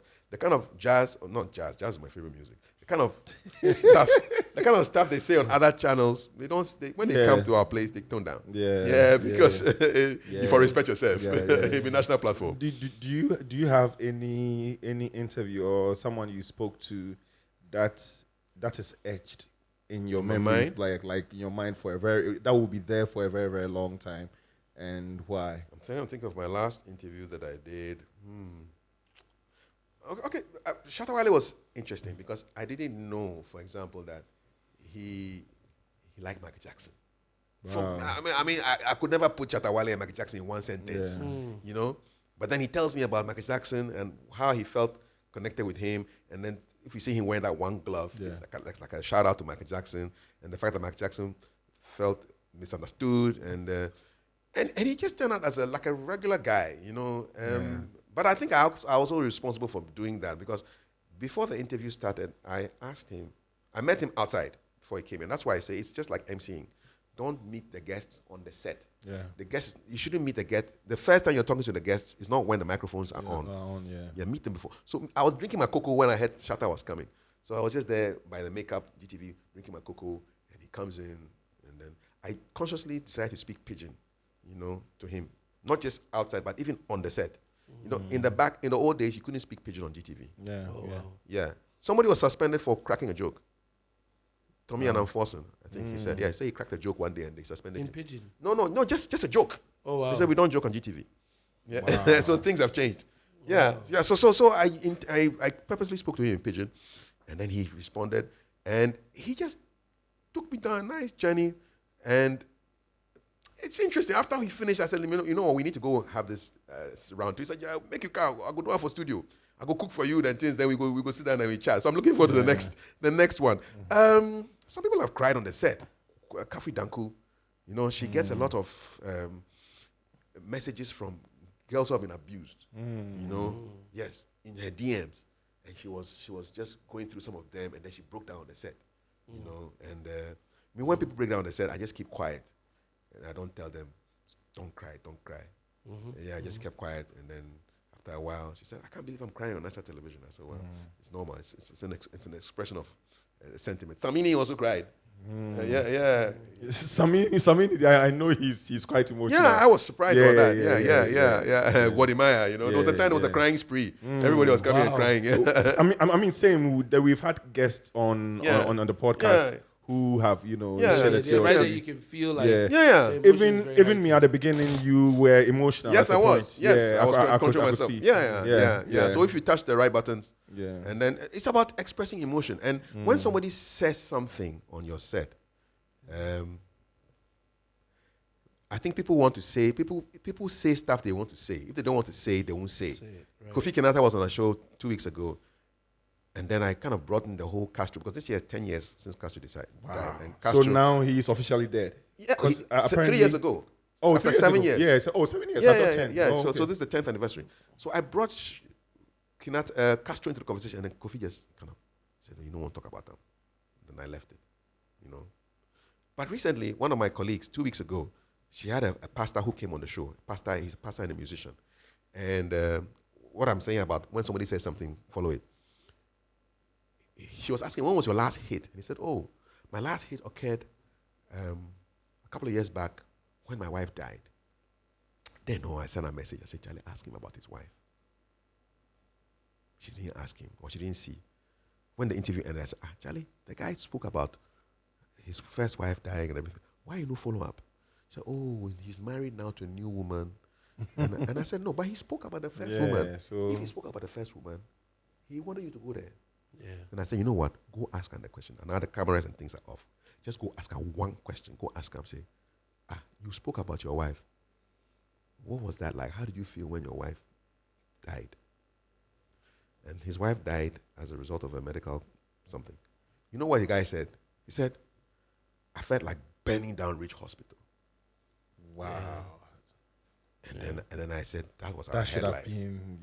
That should have been on there. That was our headline. He said it is a pastor. He said, I felt like burning down Rich Hospital and some other hospital. And then he went into like 15 minutes of talking about this. And then there was chills. Everybody made gold for the studio inside. And my colleague who asked the question, after she should have asked the question, she was just quiet. The guy was almost in tears. Man, and I said, Charlie, we missed the story. We missed the story. I know she should make that mistake again. Yes, because I intentionally used that as like a teaching moment for her. Of course. That ask the question. When somebody says something, follow up. Larry King says, listen carefully. After you ask your question, listen carefully, and then follow up. I mean, can you imagine a headline? Of course. Pastor, I felt like burning down Rich Hospital. And that would have opened a conversation on medical malpractice, and people would have shared their stories, and then we could have done a whole series on that. So we missed it. Yeah. Who are you looking for, or who do you want to speak to? That one person. There are many. Why? Many. I want to speak to the president, man. Yeah. I want to speak to Professor Kafui Dey. Oh yes. I want to speak to him. I want to speak to Dr. Baumia. I want to speak to former President Mahama. I want to speak to Cheddar. Cheddar came to our studio. Is it because it's an election year? Yes. Cheddar came to our studio, and for some reason he couldn't get on the air.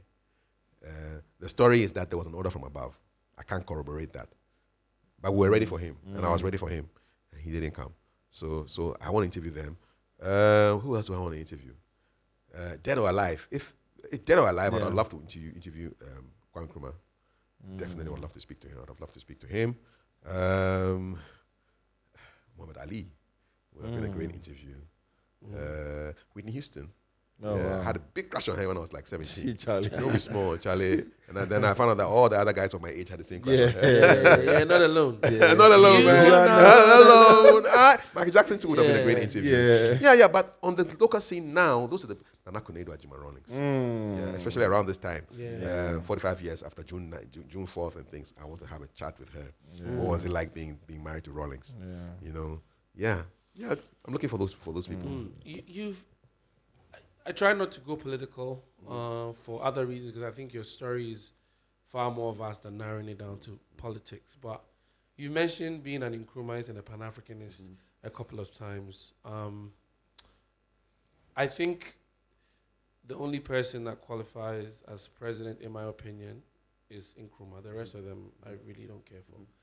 But Pan-Africanism and Nkrumahism, when I look at the two-party system here, it felt to me when I was younger that NDC was more Nkrumahist than not. Obviously, NPP is trying to tear apart everything that Nkrumah stood for, so they're obviously not Nkrumahist for whatever reason, their history and all of that. But for you, being an Nkrumahist, living in this country, and seeing all of the challenges, you spoke to some of it, which is a pastor feeling like burning down a hospital, and the just general state of the nation, lack of order, progress, competence, whatever the case may be. From your vantage point, because of all the people you get to speak to, and maybe get to see beyond what the public is seeing, what is your feeling about our future? For your children, for the sake of your children, for his kids. I don't have any kids, but the future of the nation. What do you genuinely feel? Where do you think we're going? I think if we were like a really serious like Cuba, everybody would be an Nkrumahist. I'm telling you. I spoke to the Cuban ambassador last year, maybe 18 months ago, and I asked her, what does Fidel Castro mean to you? The woman nearly broke down. She said, and the way she spoke about that leader who had been in power since 1959, and the way she spoke, and she said, listen, this guy made us believe that we could live with very little. So all these sanctions where America drop on them, the Cubans are resilient and hard. I mean, they have the best health. Listen, I read about the national health system of the UK flying over to Cuba to go and learn about their health system. Because they also have the highest supply of doctors. Yes, they've exported all their doctors to not just Ghana, but all around the world. Yes. They have not one, not two, but 3 COVID vaccines. Wow. 3. A country that has been blockaded by America since 1959. I mean, Charlie, what don't they? This is and it's all about. Listen, I went to a lecture on Efremamu, delivered by Professor Kafui Dey, professor of linguistics. He speaks a lot on Peace FM, and he said, listen, it's not about just awareness of your culture, because he talked about culture and identity, and if you don't know your identity, you will not have a culture. If you have a culture, you don't have an identity, and it's all about dignity. You must not just be aware of it, as it says in our cultural policy right now, awareness of culture. So you must actually internalize it and then express it. We are aware of our history and our values and this, but what are even the Ghanaian values? Is the Ghanaian values, is it about just making money? Yes. So what are our values and how do we express them? You know, the Cubans are telling you that we've been taught not to be able to live with very little. And so that's that kind of. Castro intentionally got people to prepare against, so that when you are having all these hardships with the blockade from America, we've been taught to live with very little. So hey, we won't complain. We'll do the stuff. So, and I think Nkrumah was kind of on that path, got derailed. The coup was, I think, a disaster to Ghana, 1966. If I can think about and yesterday I was at Dr. Lawrence Tete's birthday party, and a child of the person who drew up the 7-year development plan was a Hungarian. He was there. This child actually is a former student of GIS. He's a Hungarian. He's now a big official. His father drew up that plan. That plan was, when the coup happened, everybody related to Eastern Europe was kicked out of the country. We had a nuclear facility at Kwabenya. They shut it down. They shut it down. They decommissioned the thing. The Americans took it away. We never knew what happened with it. You know, that coup was a disaster for Ghana because where we were going, Ghana was like, people were coming here to study. Leaders, Jawara was here, Mugabe was here. They came here to go to school. Yeah. Mugabe even found a wife here. Yep. Ghana was like the Mecca, you know. And I read a CIA report that said Kwame Nkrumah was the most dangerous man alive, black man alive, and he had to be taken out because it was the example that he was giving people that, hey, Charlie, you can be free, you can aspire to the highest. And Nkrumah believed in excellence. My dad said the first day Ghana Airways touched down in America, the doors swung open, and then the air hostesses come out, black people, beautiful black girls in their, you know, beautiful outfits, and then the pilot comes out. He's a black guy, and then the people are there. I said, "Where's the pilot?" No, that's the pilot. The black guy is the pilot. They were told, the African Americans were told that, Charlie, when you get to a certain height, your brain they make soft. You can't fly. Black people can't fly. Yeah, you like them, Charlie. Oh yeah. So Nkrumah was doing the Lord's work, man, opening people's minds. I read about our Independence Day, 1957. Martin Luther King came to Ghana, and from the speech, he did a sermon 2 months after, based on what he saw when he came to Ghana. You know, it was Charlie. So the Nkrumah ethos must be. If you don't have that kind of ethos, because Nkrumah felt that nothing was too, we had to have things on the higher level, and that's excellence. You know, not let's just take this one. If we do it this one, no. You know, we have a role in this world, and we have to aspire to the best. We have to be the best. Look at little Rwanda, man. Little Rwanda, 30 years after a war. Yeah. Rwanda is organized. I hear people they are shutting down public schools in that country. Shutting down private schools because the public schools have become better. Good. Yeah. They shut them down. And our guys are there running that country for them, you know. A lot of Ghanaians are in top places. Our friends there, top places. You know, so there's a lot. I mean, and I think we threw away Kwame Nkrumah too early. So the future. Still. To the future. Well, it doesn't look good now, my brother. Because it's all a money thing now. It's all if you have money, you are cool. There's really who cares about?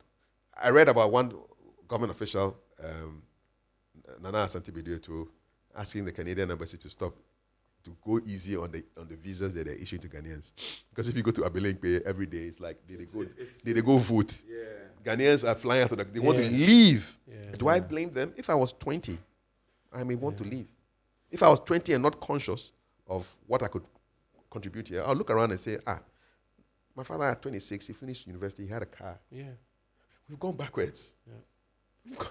They provide you with housing. Yeah. So I don't blame the kids who want to leave, man. I don't blame them. Yeah. It doesn't look good for them. Yeah, and nobody's tackling the real issues. Now they're talking about using AI to solve galamsey, involving the miners, the chiefs. The stop in lights crack. Small, make we understand AI to solve. Yeah. But it's just talk. You know, we're going to involve the chiefs in granting of mining license. The chiefs are the guys who are sitting down there and people are destroying their water. You know, so we just need to get serious about the big issues. Serious about the big issues. Yeah. Which African leader would you liken to Dr. Kwame Nkrumah? Paul Kagame. One time. And Nkrumah is his hero. He said it publicly. Oh, wow. Yes. Wow. He's thinking right. Yeah, he said it publicly. Yeah. And they respect Ghanaians because of our role in the war. But there are people who bash Dr. Kwame Nkrumah to say, like, dictator. He was a dictator. How was he a dictator? He was, I've seen so many, comments, negative comments about him. Yes. Which is fair because, no one would get everything. No, he's not an angel. Of course. Yeah, but big picture, what did he achieve? I was coming to that. Yeah. Yes, big picture. Yeah. When people were saying self-governance, independence in the shortest possible time, he said independence now. Now has more power than what is the shortest possible time? Is it 2 minutes, 2 seconds, 2 months, 2 years, 2 decades, 2 centuries? Now is now. I want to eat now. You know what it is. Yep. And he was smart. He studied political mobilization. I mean, and that's one thing. I think if you want to lead a country, don't just get up because you have money and then go to EC and say they should put you on the ballot. Yeah. Kwame Nkrumah prepared. Yeah. You know, he's a man of ideas. He trained. He was going to be a priest, you know, and then he was ready. He studied people. He worked on the ground. He was a hustler, washed plates, swept streets to take care of himself through school. So he knew how the veranda boys and things, because he was actually a veranda boy. Yeah, true. He feel him. Yeah. He who feels it knows it. Yeah. You know, and that's how come Bob Marley. Exactly, shout to Bob Marley. That's how come Jerry Rawlings really captured the minds of people in '79 because he said, "Well, I don't know much about economics, but all I know is that you know, trying to survive on 2 meals a day." Yeah, there's some graphic quote about, you know, that's the kind of economics he understood. Trying to make stretch your salary so that you can eat and take care of a growing family and all that stuff. And the mistake that people made in '79 was that when they did the court martial, it was an open court martial and not a closed one. And they disregarded military intelligence and did an open court martial, and people connected with him, and boom, that was it. So Kwame Nkrumah had books, wrote books, and all that. Yes. You have books. Yes. What's informed your decision to write a book now? There's a time for me to get a book. So my first book, How to MC an Event, I tried when I was preparing to be an MC, I looked for material, and all the material was from white people in Australia. You know, there was no African who had written a book on MCing. So I thought, well, and back then I was like writing articles about my experiences and posting them on my Facebook. So this first book, I just collected all those articles, wrote a couple of new ones, stuff that I was sending to BFT, Business and Financial Times, and I put them together, and then I did this book. This book in 2013, a couple of months after my mother died. My mother died in May of 2013, and I vowed that I would put this book out in that year, you know, just in her memory, because she kind of really supported me in my work. And so that was the first book. I have a new one out right now. It's called Train Yourself to Speak in Public. So that's my field, communication, events, and I like to write stuff so that people can also learn. You know, I learn from other people, so I also write so people can learn. And it brings you business too. How are they doing your books? Books are doing well. I mean, sold out so many times. Initial was like 1,000, and then printed another 1,000. Oh, wow. Yeah, so they're doing pretty well. But books are like adverts. Yeah. So when people know that, because once you write a book, people assume that you know what you're talking about. And then they can invite you to come and do training for their companies and things like that. So the books, 50 CDs, 35 CDs, it's not much, but the staff, the consultancy, and that thing that comes out of it more than makes up for it, you know, and it gives you credibility. I saw that you train firms, companies on customer service. Yes. What's one of your biggest peeve about customer service in Ghana?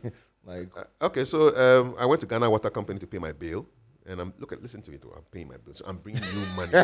I'm bringing you money. Don't make it hard for people to take your money. Don't make it hard. We don't take Momo. Nonsense. What do you mean you don't take Momo? Momo takes you, man. Shout out to the Nigerian guy who sells me my pieces and things and my little electrical stuff. I went to buy a little earpiece, you know. I'm ready to pay for it. Momo, we don't take Momo. I said, why don't you take Momo? And this Momo, we don't take Momo thing happened even in the mall, ShopRite. I couldn't, and one of the malls in Accra Mall, I couldn't believe it. You don't take Momo? Okay, fine. I go to the next guy. I said, boss, do you take Momo? I said, yes, I take Momo, man. And the Nigerian guy, before you get there, he's already greeting you with a big smile. Okay, how are you? How be family? Long time. Everything okay? Happy body. It makes you feel welcome, you know? So, and then he takes my money, and these earpieces are almost disposable stuff. After 2 weeks, I'll come for another earpiece. I think I bought like 20 earpieces from this guy over a year. But he always greets you like he is meeting you for the first time, and he wants to be nice and friendly. So please make it easy for people to take money. The customer is not a distraction to your work. This Ghana Water Company, I went to pay my bill. The woman was on her phone. You know, she's on the phone, and I'm here with the money. I said, madam, can you put that phone down so you take care of me? She got angry. And then I found out that now you can actually pay through the phone. So now I'll just ignore those people and pay through my app. But sometimes, I went to go and buy underwear, some singlet or something in Accra. We're in the shop. The person is having their own conversation. And then I said, madam, and I like to tell them why I'm going. I said, madam, you know what? I came here to buy some singlets, but I'm not going to buy from you because you obviously don't want my money, okay? So have a good day. Bye-bye. Oh, went to the next door. My son, what are you looking for? Come, sit down. I bought even more than what I wanted from her. Just to piss. No, and just because of her reception. Her reception. Yeah, Charlie. And then they're really good, really well trained people. Like if you go to KFC and you buy, they train them. Because I read this in marketing books. They always ask you when you buy a burger or something, do you want fries with that? Yeah. Do you want fries with that? That increases the order all the time. Yeah. Or is there anything else I can offer you? Or they even tell you, this is our special for the day. Yeah. The number of missed opportunities My in brother. transactions, you know, It's crazy. now that you're saying it's so funny to me because I used to work in the fashion business. So I always go to Accra early in the morning to try and purchase my fabrics before the traffic before the and boat comes. everything. Yeah. And this one encounter never leave me because I had several, but this one, I go to the lady, Charlie, I buy my fabrics and it's time to pay. And I hand her over whatever bill I had. I think it was a 200 cedi. And say, hey, an opportunity to say, now Krasika can say, Minya ready. So she's not ready to take big notes. Wow. So she refused the sale. And I came home that day saying, you know what? The mindset here is that she knows turning me away, it doesn't matter. She's not going to lose any business based off of just my singular. Because Ghanaians are maybe accustomed to being treated that way, people being on the phone. If you go and say, they'll say you are too no. So probably when you are the water Ghana place Water. and you told the woman to put the phone Yeah, down. yeah. She They was will angry. say, Papa, we are castle, yeah. That We are kind of white. attitude. And I don't know how we make progress from it, but kudos to you for Charlie. My brother, Keep the flame I don't know burning. why you make things hard for people to give you money. Yeah. And they can't give you money, and you say what? Oh, Minister. Yeah. That's why I don't have change. It's too early, so I A should taxi go. guy tells you he doesn't have change. What do you mean you don't have Crazy. change? So okay, I And won't the pay. I Momo won't thing. pay. I won't pay. I won't pay. Yeah. If you don't have change, I won't pay for the fee. Yeah. The fare. You know. Kafui, so I mean, we are getting to the end. It's so dope. You walk in town, you appear on our screens, you come to our events, and there is one thing that just a few people or no one knows at all, that you are deep into the sound, like I said Music. earlier. Yeah. You composed almost all the tracks on Rocky Dawuni's in Ghana album. So I played Back in the day. keyboard. That first album, Yeah. I think the first album, second album, I played keyboards on Rocky Dawini's song, yes. Yeah. And the first two albums. Even before that, Nakorex with this Palongo here there. Yeah, Kwalungu. Yes, I played keyboard on that as well. Oh, wow. Yeah, the link was because in our band with Rocky, Nat Bruce's brother, Amasba's brother, was a vocalist, Yofi Bruce. True, So he said, oh, Charlie, they are recording. Yofi. His brother I hadn't met Nat Bruce before back then. So they are recording a new album in the studio. So want to come along and maybe play on it? So yeah, no problem. So I went. And then they had the songs, the demo. So I sat there and then he says, this is the song. All that stuff. So we played all that stuff there. Which was good. Palongo Fever. We did that. But even before that, I worked with Achami. So Wow. there are demos that they brought to Accra for Zap to work on. I worked on the demos in Kumasi. Charlie, Charlie. Tommy Redu. Oh, wow. Yeah, Tom Ready too. Yes, I worked with Tommy Redu in Kumasi. This was KGC Studio. So Tommy Redu, I met Kenya. I never worked on any of Kenya's songs, but I met Kenya in Kumasi in the late 90s. So Tommy Redu, Achiami, Wow. Nilante. Nilante, Yes, yeah. I worked with Nilante's music. Bono. And Oh, wow. Yes, I did some work with Charles Samoa as well. Hey, Charlie. Yeah. So wait, so why it looks like you are not active Yeah. again? Because I was thinking, Shatta coming to your show, you could have a studio session with it. Of course. Give him loops. Yeah, of course. And that's it. Well, I've told him that there's a music project that we'll be working on. So who knows? Like why are you anything- not anything tapping can- into your music, side?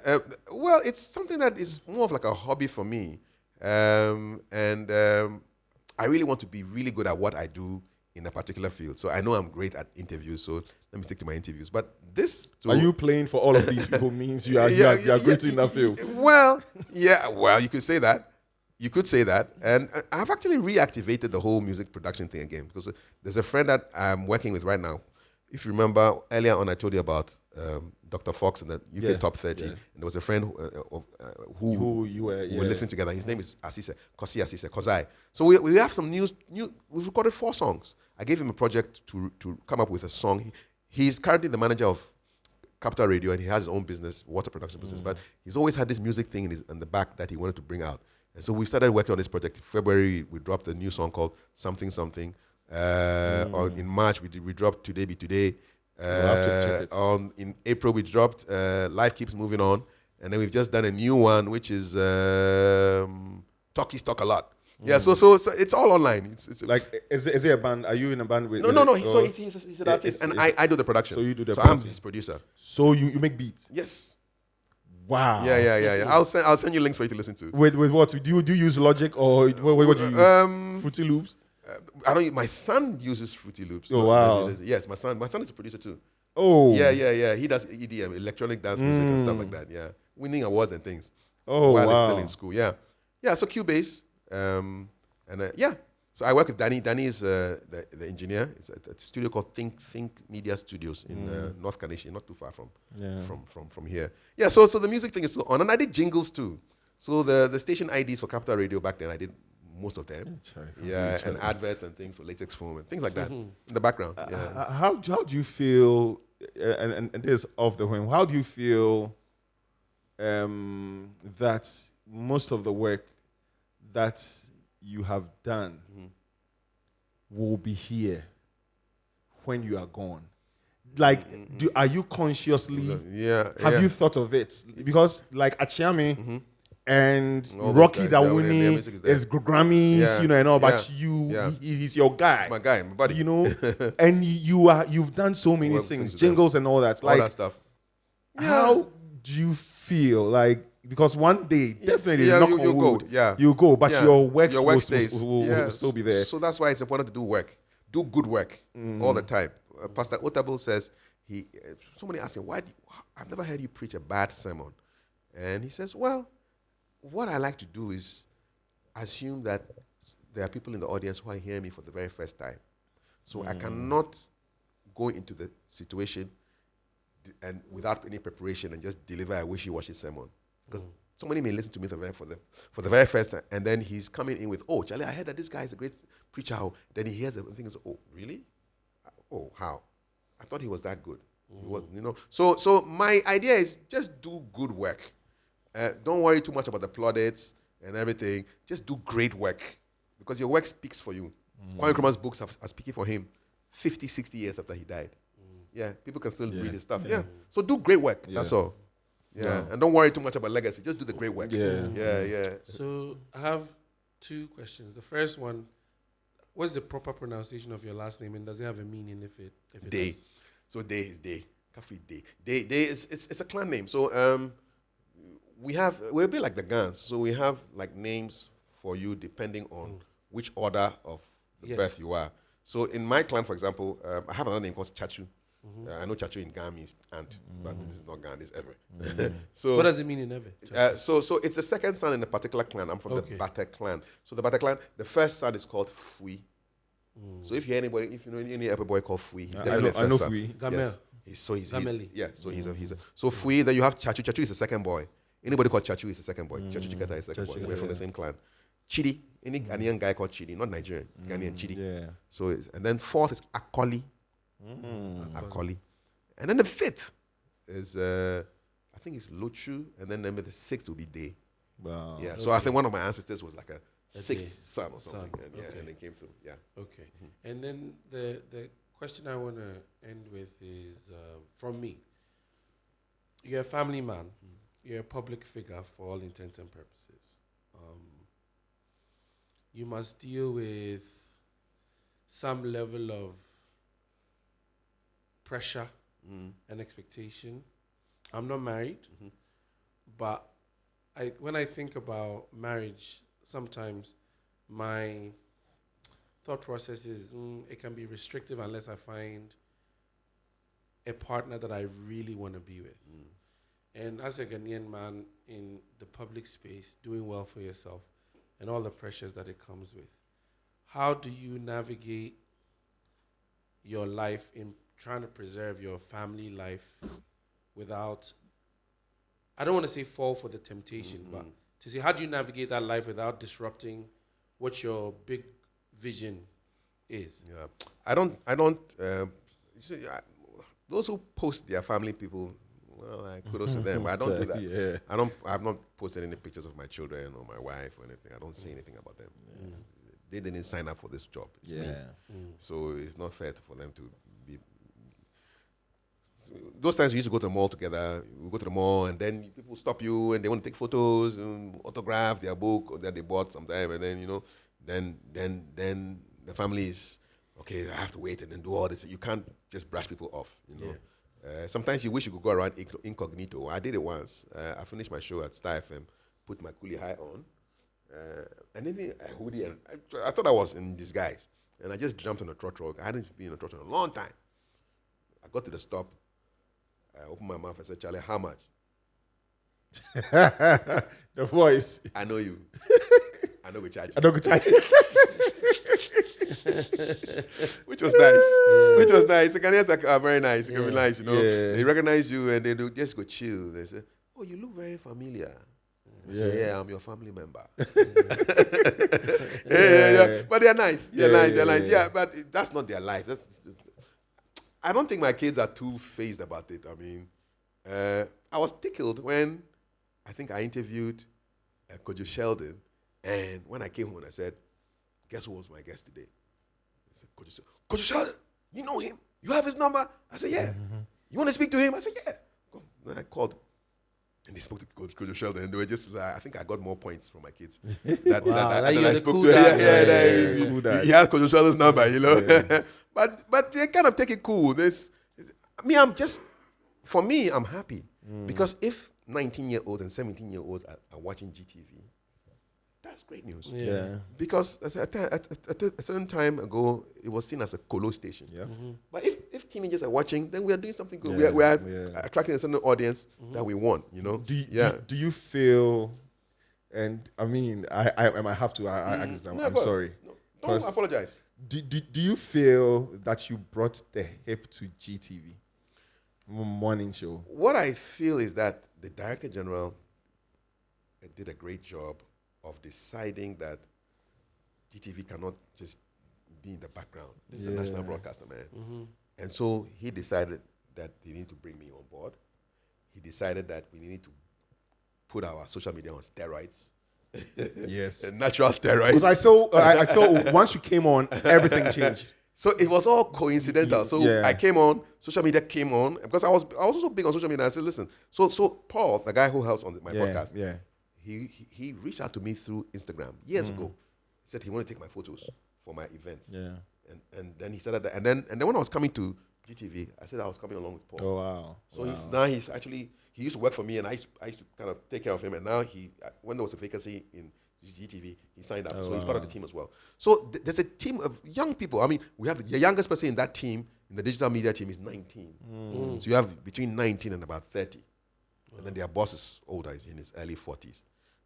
And so they're all hip. Charlie, you should see when they have decided to put stuff on there. It's not the admin is not one person. That one day we're going to come out all in town and we'll have t-shirts. We are admin because we're plenty. Yeah. So that whole timing was good. 2021, social media is up. We have hashtags. In the beginning, people didn't even know what hashtags were. And so hashtags we are posting and the admin can jab you. Softly, but how can a national broadcaster be behaving like this? The DG says, "Hey, let the social media do their work." And it's made everything great, and I'm just glad to be part of it. It's a team thing, man. Because I felt it, because I've been following you for a long time on Twitter and especially, and I realized that once you came on there, things flipped. That means you were poached. I wasn't working with anybody. I was working for myself. Unless they poached me from me. I was on my own. And I remember they called me and they said, we had a conversation at Afrikiko. We had a couple of conversations at Afrikiko. And then I came on board. Yeah, because I had left GH1 in 2018. Oh, okay. And they got through to me in 2021. Oh, okay. So I was doing my coaching and my training and my MC stuff by myself. And then they called me. And when I heard the I was, wow, GTV? Wow, okay. Yeah. I want to be there. Yeah. It's a big platform. Yeah, it is. So when all is said and done, what's one thing, if the human race is supposed to remember Kafui Dey for one thing, we know you've done 1,000 things, but if you are to be remembered for one thing, what do you wish that one thing would be, and why? He did his best and tried to make a mark so that his kids will be proud of him. I'm proud of my father, and I just want my kids to be proud of me. Wow. Yeah, that's Wow, it. Yeah. wow, so profound. Yeah, Charlie. That's dope. Wow, and with that, Charlie, shout out to Kafui Dey for coming. Yo. We can drink palm wine on that, man. Yeah. Cheers, even though mine is empty. Yeah, man. Cheers, man. Yeah, Charlie. Yo, guys, Charlie, it's been dope, an amazing episode, a brilliant episode at that. We are so happy to have in our guest, so different, in our guest seat today, our one and only Kafui Dey, and Charlie, Fred. Yeah, man, it's been amazing. I'd like to get some feedback on how we did on Yeah, man. Yeah. Good questions. Yeah, good questions. Made me think. You know, the questions that made you pause for a while and think are good questions. Yeah, Charlie. Yeah. Thank you. Brought back. There's certain things that people haven't asked me that you asked me. So Yeah. I'm looking forward to listening to it again. Awesome. Thank you so much. Thank you so much. Right. Charlie, guys, we thank you for watching the podcast. Another episode, a good episode. And Charlie, subscribe, follow our YouTube. What's your page? Kafui Dey. Yeah, Yes. follow Kafui Dey like everywhere. I'm sure. I mean, you just have to go on Google and just search. out there. You know, everything will pop up. Subscribe and tell a friend to tell a friend to tell a friend. It's the If More Let's Divide podcast. Fred. Yes, sir. We are through. Yo. Yo, Charlie. Powerful. I love it, man.